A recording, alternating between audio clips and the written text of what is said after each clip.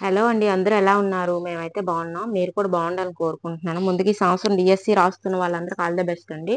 అందరూ కూడా ఎగ్జామ్ బాగా రాయాలి. మంచి మార్క్స్ రావాలని కోరుకుంటున్నాను. ఈరోజు టాపిక్ ఏంటంటే మనకి సోషల్ కంటెంట్ అండి. డీఎస్సీకి సంబంధించి సోషల్ కంటెంట్ అనేది ఈరోజు చెప్పడం జరుగుతుంది. చాలా ఇంపార్టెంట్ బిట్స్ మన ఛానల్‌లో చెప్తున్నామండి. సోషల్ కంటెంట్ కూడా మన థర్డ్ క్లాస్ నుంచి కంటెంట్ అనేది స్టార్ట్ చేస్తున్నాము. మన ఛానల్‌లో తెలుగు కంటెంట్ అనేది థర్డ్ క్లాస్ నుంచి చెప్పామండి. Class wise, lesson wise. అలాగే తెలుగు మెథడాలజీ కంప్లీట్ చేసాము. సైకాలజీ చెప్పడం జరిగిందండి. అలాగే పర్స్పెక్టివ్ ఎడ్యుకేషను, అలాగే ఇంగ్లీషు, సోషల్ కూడా ఇవి లెసన్ వైస్ చెప్పాము. ముందు వీడియోస్ అయితే మేము అంటే అన్నీ కలిపి చెప్పానండి బిట్స్. ఇప్పుడైతే లెసన్ వైస్ చెప్తున్నాను, క్లాస్ వైస్ కూడా. చాలా ఇంపార్టెంట్ బిట్స్ మన ఛానల్‌లో చెప్తున్నాం. ఒకసారి చెక్ చేయండి. కొన్ని వీడియోస్ నేను డిస్క్రిప్షన్‌లో పెడతాను. చాలా ఇంపార్టెంట్ బిట్స్ అండి. వీడియో లైక్ చేసి సపోర్ట్ చేయండి ఫ్రెండ్స్. ఓకే అండి. ఇప్పుడు మన టాపిక్‌లోకి వెళ్దాము. ఈరోజు లెసన్ పేరేంటంటే సామ్రాజ్యాలు, గణతంత్రాల ఆవిర్భావం అండి. సామ్రాజ్యాలు, గణతంత్రాల ఆవిర్భావం అండి లెసను. ఇది కూడా మనకి సోషల్ కంటెంట్‌కి సంబంధించి బిట్స్ అదే లెసన్ అండి. ఇది ఒక లెసను మనం చెప్పుకుంటున్నాం. ఈరోజు ఈ లెసన్స్ ఏ బిట్స్ వస్తాయి, ఎలా వస్తాయి అనేది చూద్దాం. ఓకే అండి. ఫస్ట్ చూడండి.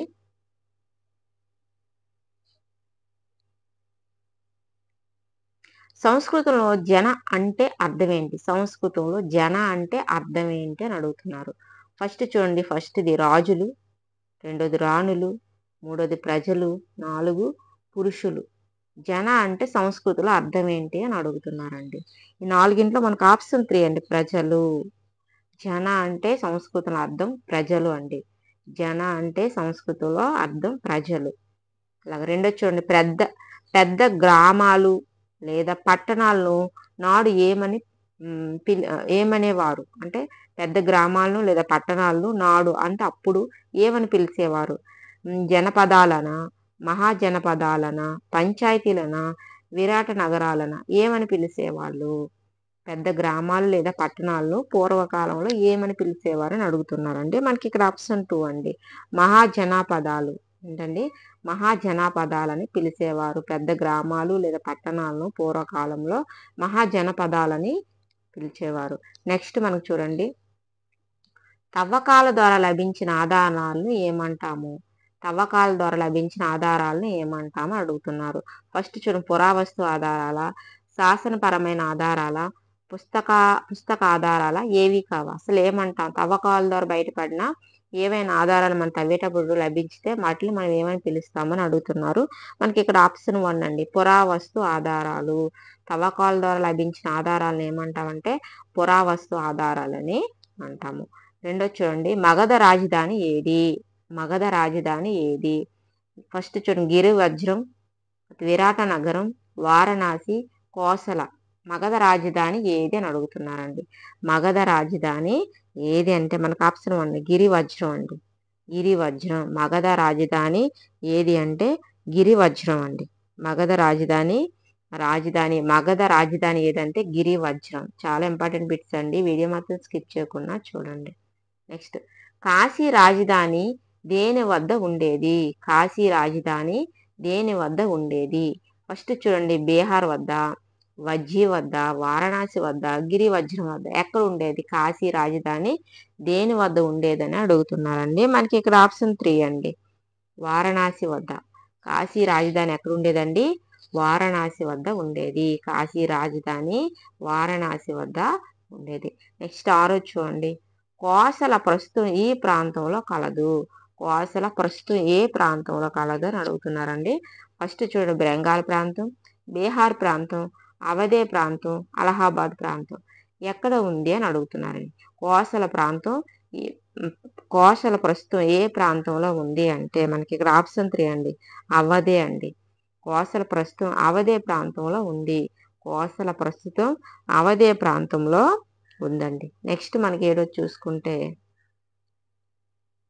ప్రస్తుత పాట్నా, గయాలో కొన్ని జిల్లాలు ఈ మహాజనపదంలో ఉండేవి. ప్రస్తుత పాట్నా, గయాలో కొన్ని జిల్లాలు ఈ మహాజనపదంలో ఉండేవి అని అడుగుతున్నారండి. ఫస్ట్ మగధ, రెండోది కోసల, మూడోది పాంచాల, 4 చంపానగరం. అసలు ఎక్కడ? ప్రస్తుత పాట్నా, గయాలో కొన్ని జిల్లాలు ఏ మహాజనపదంలో ఉండేవి అంటే మనకి ఇక్కడ ఆప్షన్ 1 అండి. మగధ. ప్రస్తుతం పాట్నా గయాలో కొన్ని జిల్లాలు మగధ మహాజనపదంలో ఉండేవి. నెక్స్ట్ మనకు చూడండి 8వది వజ్జి ప్రస్తుతం ఏ ప్రాంతంలో కలదు? వజ్జి అనేది ఏ ప్రాంతంలో ప్రస్తుతం కలదని అడుగుతున్నారండి. ఫస్ట్ చూడండి కాశీ ప్రాంతంలోనా, జనకపూర్ ప్రాంతంలోనా, కుషినగర్లోనా, వత్సాలోనా ఎక్కడ కలదు? వజ్జి అనే ప్రాంతం ప్రస్తుతం ఏ ప్రాంతంలో కలదు అని అడుగుతున్నారండి. మనకి ఇక్కడ ఆప్షన్ 2 అండి. మనకి ఆప్షన్ 2 జనక్పూర్లోనండి. వజ్జి అనేది ప్రస్తుతం మనకి జనకపూర్ ప్రాంతంలో కలదు. వజ్జి ప్రస్తుతం మనకి జనకపూర్ ప్రాంతంలో కలదు. నెక్స్ట్ మనకి 9వది చూడండి. బౌద్ధ జైన మతాలకు ప్రాముఖ్యమైన కుశినగర్, పావా ఏ మహాజనపదంలో కలవు? బౌద్ధ జైన మతాలకు ప్రాముఖ్యం ఉన్న కుశినగర్, పావా ఈ మహాజనంలో కలవు అంటే మలయ, కాశీయ, అస్మక, అవంత్య ఎక్కడ కలవు అని అడుగుతున్నారండి. మనకి ఇక్కడ ఆప్షన్ 1 మలయ. బౌద్ధ జైన మతాలకు ప్రాముఖ్యం ఉన్న కుశినగర్, పావా మలయ మహాజనపదంలో కలవు. మలయ మహాజనపదంలో ఇవి కలవండి. నెక్స్ట్ మనకు చూడండి 10వది వత్స ప్రస్తుతం ఈ ప్రాంతంలో కలదు. వత్స ఏ ప్రాంతంలో ప్రస్తుతం కలదు అని అడుగుతున్నారు. ఫస్ట్ చూడండి గయా ప్రాంతంలోన, అలహాబాద్ ప్రాంతంలోన, గండక్ ప్రాంతంలోన, కాంబోజీ ప్రాంతంలోన. వత్స ప్రస్తుతం ఏ ప్రాంతంలో కలదు అంటే మనకి ఇక్కడ ఆప్షన్ 2 అండి. అలహాబాద్ ప్రాంతంలో కలదు. వత్స ప్రస్తుతం అలహాబాద్ ప్రాంతంలో కలదు. వత్స ప్రస్తుతం అలహాబాద్ ప్రాంతంలో కలదు. నెక్స్ట్ ఫస్ట్ 11 చూడండి. గంగా సింధు మైదానం భారతదేశపు ఏ భాగంలో ఉన్నది? గంగా సింధు మైదానము భారతదేశపు ఏ భాగంలో ఉన్నది అని అడుగుతున్నారండి. తూర్పు భాగంలోన, పడమర భాగంలోన, ఉత్తర భాగంలోన, దక్షిణ భాగంలోన ఏ భాగంలో ఉంది గంగా సింధు మైదానం భారతదేశానికి అని అడుగుతున్నారు. మనకి ఇక్కడ ఆప్షన్ 3 అండి. ఉత్తర భాగంలో ఉన్నది. గంగా సింధు మైదానం భారతదేశపు ఉత్తర భాగంలో ఉన్నది. గంగా సింధు మైదానం భారతదేశపు ఉత్తర భాగంలో ఉన్నదనమాట. నెక్స్ట్ మనకు 12 చూడండి. ప్రజలు ఎన్ని సంవత్సరాల క్రితం గంగా యమున నదులు వెంట స్థిరపడటం మొదలు పెట్టారు? ప్రజలు ఎన్ని సంవత్సరాల క్రితం గంగా యమున నదుల వెంట స్థిరపడటం మొదలు పెట్టారని అడుగుతున్నారండి. 1000 సంవత్సరాల, 2000 సంవత్సరాల, 2700 సంవత్సరాల, 1500 సంవత్సరాల. ఎన్ని సంవత్సరాల క్రితం గంగా యమున నదుల వెంట స్థిరపడడం మొదలు పెట్టారు ప్రజలు అని అడుగుతున్నారండి. మనకి ఇక్కడ ఆప్షన్ 2 అండి. 2000. ప్రజలు 2000 సంవత్సరాల క్రితం గంగా యమున నదుల వెంట స్థిరపడటం మొదలుపెట్టారు. ప్రజలు 2000 సంవత్సరాల క్రితం గంగా యమున నదుల వెంట స్థిరపడటం మొదలుపెట్టారు. నెక్స్ట్ మనకి చూడండి 13వది. హిమాలయాలకు దీపకల్ప పీఠభూమికి మధ్య ఏ నదులు ప్రవహిస్తాయి? హిమాలయాలకు దీపకల్ప పీఠభూమికి మధ్య ఏ నదులు ప్రవహిస్తాయి అని అడుగుతున్నారు. ఫస్ట్ చూడండి గోదావరి లేదా కావేరి, రెండోది గంగా లేదు యమున, కావేరి లేదు కృష్ణ, కావేరి లేదు గంగ. ఏ నదులు హిమాలయాలకు దీపకల్ప పీఠభూమి మధ్య ప్రవహిస్తున్నాయి అని అంటే మనకి ఆప్షన్ మనకి 3 అండి. కావేరి కృష్ణ. కావేరి కృష్ణ నదులు అనేవి హిమాలయాలకు దీపకల్ప పీఠభూములకు మధ్య ప్రవహిస్తున్నాయి. హిమాలయాలకు దీపకల్ప పీఠభూములకు మధ్య మనకి కావేరి కృష్ణ నదులు అనేవి ప్రవహిస్తున్నాయి. నెక్స్ట్ మనకి 14 చూడండి. వ్యవసాయం చేసే భూ యజమానులను ఏమంటారు? వ్యవసాయం చేసే భూ యజమానులను ఏమంటారు అని అడుగుతున్నారు. ఫస్ట్ చూడండి అధిపతి, రెండోది ప్రజాపతి, మూడోది గృహపతి, భర్తుక. అసలు ఏమంటారు? వ్యవసాయం చేసే భూ యజమానులు ఏమంటారు అంటే మనకి ఇక్కడ ఆప్షన్ 3 అండి. గృహపతి అంటాము. వ్యవసాయం చేసే భూ యజమానులు మనం ఏమంటామండి? గృహపతి అని అంటాము. ఏమంటాము? గృహపతి అని అంటాము. ఎవరికి కూలి ఇచ్చి ఇంటిలోను పొలంలోను పని చేయించుకునేవారు? ఎవరికి కూలి ఇచ్చి ఇంటిలోను పొలంలోను పని చేయించుకునేవారు అని అడుగుతున్నారండి. బానిసలుక, భర్తుక, దాసులక, ప్రజాపతిక ఎవరికి కూలి ఇచ్చి ఇంటిలోను పొలంలోను పని చేయించుకునేవారు అంటే మనకి ఇక్కడ ఆప్షన్ 2 అండి. భర్తుక. బతుకకి కూలి ఇచ్చి ఇంటిలోని పనుల్లోని పని చేయించుకునేవాళ్ళు. వీడియో మాత్రం స్కిప్ చేయకుండా చూడండి, చాలా ఇంపార్టెంట్ బిట్స్ అండి ఇవి. లైక్ చేసి సపోర్ట్ చేయండి ఫ్రెండ్స్. ఎవరు గ్రామ పెద్ద అవుతారు? 16 చూడండి, ఎవరు గ్రామ పెద్ద అవుతారు? ఫస్ట్ చూడండి, అత్యధిక సంపద ఉన్నవాళ్ళు, అత్యధిక భూమి ఉన్నవాళ్ళు, అత్యధిక సైన్యం ఉన్నవాళ్ళు, ఎక్కువ వయసు గలవారు. ఎవరు ఆ ఊరికి గ్రామ పెద్ద అవుతారు అని అడుగుతున్నారు. మనకి ఇక్కడ ఆప్షన్ 2 అండి, అత్యధిక భూమి ఉన్నవాళ్ళు గ్రామ పెద్ద అవుతారు. అత్యధిక భూమి ఉన్నవాళ్ళు ఆ ఊరికి గ్రామ పెద్ద అనేవాళ్ళు అవుతారు. నెక్స్ట్ 17 చూడండి, మహాజన పదాల గ్రామ పెద్దను వీరితో పోల్చవచ్చు. మహాజన పదాల గ్రామ పెద్దను ఎవరితో పోల్చవచ్చు అని అడుగుతున్నారు. పట్లతోనా, సేనా నాయకుడితోనా, సైన్యాధిపతితోనా, మంత్రితోనా, ఎవరితోని మహాజన పదాల గ్రామ పెద్దను ఎవరితో పోలుస్తారు అంటే మనకి ఇక్కడ ఆప్షన్ 1 అండి, పట్లతో పోలుస్తారనమాట. మహాజన పదాల గ్రామ పెద్దను పట్లతో పోల్చవచ్చు. నెక్స్ట్ 18 చూడండి, పన్నులు వసూలు వీరి సంపద పెరుగుదలకు ఉపయోగపడుతుంది. పన్నులు వసూలు ఎవరి యొక్క సంపద పెరుగుదలకు ఉపయోగపడుతుంది అని అడుగుతున్నారండి. ఫస్ట్ చూడండి, అధికారులు, రెండోది గ్రామ పెద్దలు, మూడోది మంత్రులు, నాలుగోది ప్రజలు. పన్నుల వసూలు ఎవరి సంపద పెరుగుదలకు ఉపయోగపడుతుంది అంటే మనకి ఇక్కడ ఆప్షన్ 2 అండి, గ్రామ పెద్దలు. ఏంటండి, గ్రామ పెద్దలు. పన్నుల వసూలు గ్రామ పెద్దల సంపద పెరుగుదలకు ఉపయోగపడుతుంది. పన్ను వసూలు అనేది గ్రామ పెద్దల సంపద పెరుగుదలకు ఉపయోగపడుతుంది. నెక్స్ట్, భారతదేశ చరిత్రలో వెలసిన మొదటి సామ్రాజ్యం ఏది? భారతదేశం చరిత్రలో వెలిసిన మొదటి సామ్రాజ్యం ఏది? ఫస్ట్ మగధ సామ్రాజ్యం, అస్మక సామ్రాజ్యం, పాంచాల సామ్రాజ్యం, అవంతి సామ్రాజ్యం. ఏ సామ్రాజ్యం భారతదేశ చరిత్రలో వెలిసిన మొదటి సామ్రాజ్యం అని అడుగుతున్నారు. మనకి ఇక్కడ ఆప్షన్ 1 మగధ సామ్రాజ్యం అండి. భారతదేశ చరిత్రలో వెలిసిన మొదటి సామ్రాజ్యం ఏంటంటే మగధ సామ్రాజ్యం. భారతదేశ చరిత్రలో వెలిసిన మొదటి సామ్రాజ్యం ఏదంటే మగధ సామ్రాజ్యం అండి.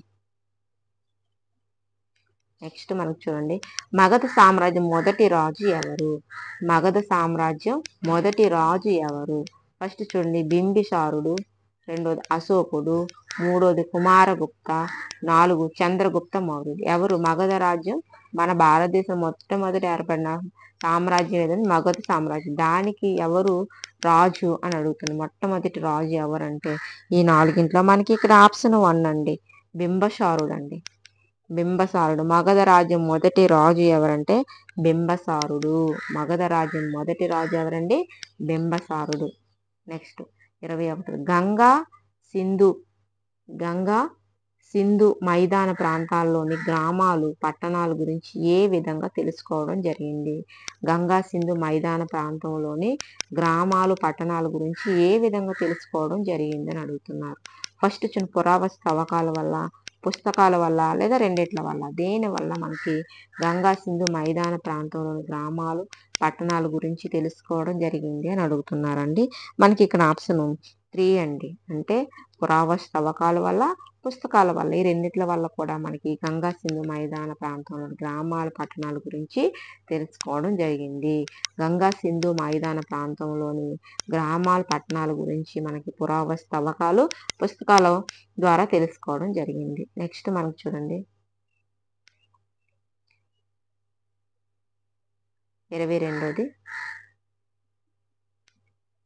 2700 సంవత్సరాల క్రితం కాలంలో రాసిన పుస్తకాలు ఏవి? 2700 సంవత్సరాల కాలంలో రాసిన పుస్తకాలు ఏవి అని అడుగుతున్నారు. ఉపనిషత్తులు రాశారండి 2700 సంవత్సరాల క్రితం. ధర్మసూత్రాలు రాశారా, దిగానికాయ రాశారా, లేదా పైవన్య? ఏటి రాశారు? కింద వాటిలో 2700 సంవత్సరాల క్రితం రాసిన పుస్తకాలు ఏవి అని అడుగుతున్నారండి. మనకి ఇక్కడ ఆప్షన్ 4 అండి, పైవన్నీ. అంటే ఉపనిషత్తులు 2700 సంవత్సరాల క్రితం కాలంలోనే రాశారు. ధర్మసూత్రాలు కూడా 2700 సంవత్సరాల క్రితమే రాశారు. అలాగే దిగానికాయ కూడా మనకి 2700 సంవత్సరాల క్రితమే రాయడం జరిగింది. నెక్స్ట్ 23 చూడండి, గొడ్డలి బాణాలు తయారు చేసేవారు ఎవరు? గొడ్డలి బాణాలు తయారు చేసేవారు ఎవరు అని అడుగుతున్నారు. ఫస్ట్ చూడండి, కమ్మరి, రెండోది నేతవారు, మూడోది కుమ్మరి లేదా ఎవరు కాదా. ఎవరు మనకి గొడ్డలి బాణాలు తయారు చేసేవారు ఎవరు అని అంటే మనకి ఇక్కడ ఆప్షన్ 1 అండి, కమ్మరి వాళ్ళండి. కమ్మరి వాళ్ళు గొడ్డలి బాణాలు తయారు చేసేవారండి. గొడ్డలి బాణాలు తయారు చేసేవాళ్ళు కమ్మరి వాళ్ళు. నెక్స్ట్ మనకి 24ది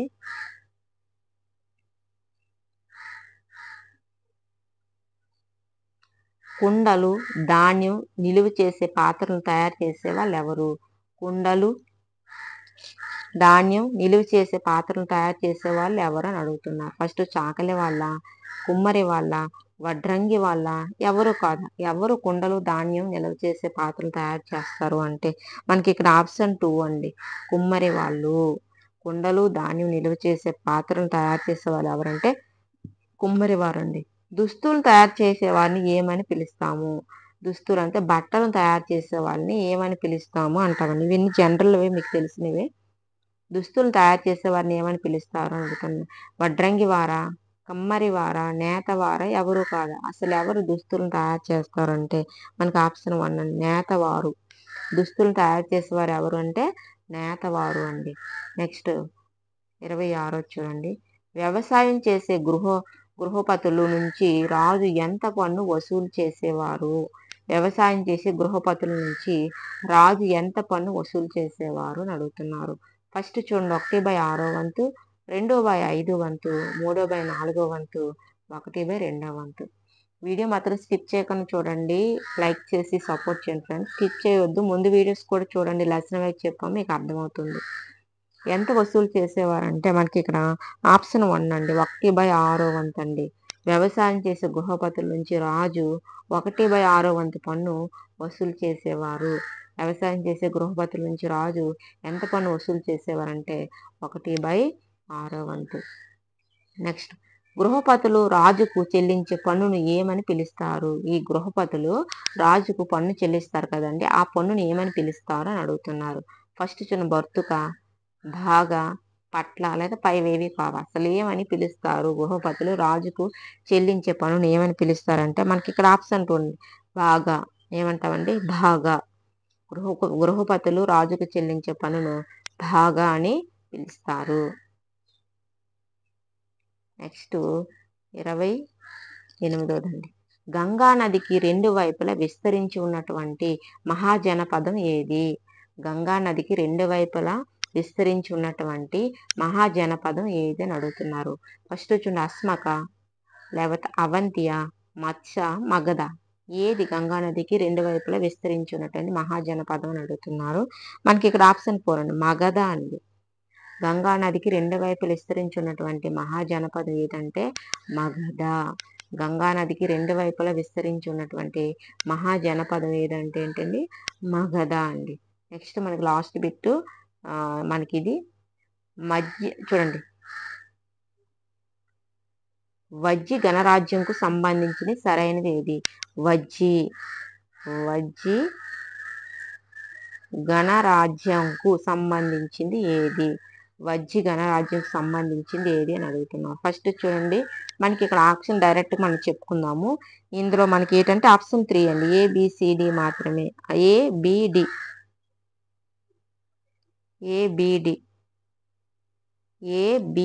సి అయితే కాదండి. వజ్జి గణరాజ్యంకు సంబంధించింది ఏదంటే ఫస్ట్ చూడండి, మగధ రాజ్యానికి ఉత్తరంగా గణతంత్ర ప్రభుత్వాన్ని కలిగిన వజ్జి మహాజనపదం ఉండేది. రెండోది, రాజ్యంలో ఒకే పరిపాలకుడు కాక ఒక పరిపాలకుల బృందం ఉండేది. అలాగే మనకి ఇక్కడ చూడండి, డి, వీళ్ళు సాంప్రదాయాలను పాటిస్తూ అందరూ సమావేశమై అందరికి సంబంధించిన అంశాలపై వాదోపవాదాలు, తరువాత నిర్ణయాలు తీసుకునేవారు. ఇవి మనకి వజ్జి గణరాజ్యంకు సంబంధించిన సరైన వాక్యాలండి. ఇంతేనండి ఈరోజు సంబంధించిన వీడియో. మనకి ఈ వీడియోకి సంబంధించిన బిట్స్ నేను డైలీ డిఎస్సికి సంబంధించి వీడియోస్ పెడుతూ ఉంటాను, ఒకసారి చెక్ చేయండి మా ఛానల్ని. చాలా ఇంపార్టెంట్ బిట్స్ మీకు యూజ్ అవుతాయండి. బిట్స్ అన్ని ఒకసారి రాసుకోండి, మీకు రివిజన్కి చాలా యూజ్ అవుతాయి. మళ్ళీ మనం రేపు సోషల్ కంటెంటే పెడుతున్నామండి, ఎందుకంటే సోషల్ కంటెంట్ చాలా ఎక్కువగా ఉంది. దీనికి ముందు చాలా వీడియోస్ చేసామండి సోషల్ కంటెంట్కి సంబంధించి. ఆ లెసన్స్ కంటిన్యూస్గా ఇప్పుడు చెప్పడం జరుగుతుంది, అంటే లెసన్ వైజ్ చెప్తున్నాము. అందువల్ల మనకి వీడియోస్ అనేవి చాలా ఎక్కువగా ఉన్నాయి. అందుకు ముందు వీడియోస్ చూడండి. ముందు వీడియోస్ చూస్తే మన థర్డ్ క్లాస్ నుంచి కదండీ. థర్డ్ క్లాస్‌లకి మనకి థర్డ్ క్లాస్‌లోని ఫోర్త్, ఫిఫ్త్ అలా మనకి కంబైన్డ్‌గా ఉండేది ఒక లెసన్ తీసుకొని దానికి సంబంధించి బిట్స్. అలాగే ఇంకో లెసన్. అలాగ అన్నీ కూడా చెప్పడం జరుగుతుందండి. ఒకసారి చూడండి. ఓకే అండి. వీడియో లైక్ చేసి సపోర్ట్ చేయండి ఫ్రెండ్స్. చాలా ఇంపార్టెంట్ బిట్ చెప్తున్నాను. ఓకే. Thank you.